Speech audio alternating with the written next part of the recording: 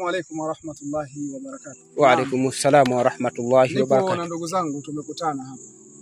Bwana wewe unaitwa nani? Jilala. Jilala hapa. Toa sauti bwana. Ono wewe. Sasa Jilala. Ono. Shule mmesoma kweli? Mpaka la ngapi? Ukaacha. Sasa kwa nini? Utunga ng'ombe. Sasa hivi rais aliyepita alikuwa ni nani? Kabila gani? Aliyepita Magufuli. Msukuma. Sasa mwenzenu mbona aliweza mpaka akawa rais? Nyewe mnashindwaje?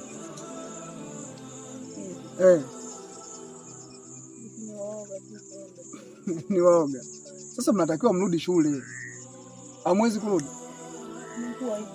Mmeshakuwa wakubwa. Hapa mimba wanawake. Acha uongo wewe. Kwani huku mtaani umeshawapa wangapi? Sasa ndio shuleni uende ukawape wakati kuna ulinzi pia. Hakuna ulinzi? Alafu kanuni sasa ya Mama Samia ipo hivi, ukimpa mwanafunzi mimba, mtoto wa kike wa shule, miaka mingapi? Unafungwa jela. Unakaa ndani na kule ukiingia hakuna kutoka, choo hapo hapo, chakula hapo hapo. Unaenda unajisaidia pale, wanaume wenzako wanakuangalia.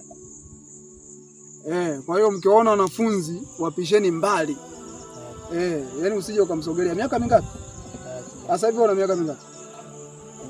15 wewe. Sasa kama wewe 15 16, haya. Ukija ukiambia unakaa miaka 30, ukija ukijumlisha miaka 45, unatoka na manini? Kwa hiyo watoto wa shule tuwaache na wala tusiwasogelee. Umesikia? Au wewe unawafuataga? Jamaa anaweza kaa anawafuataga.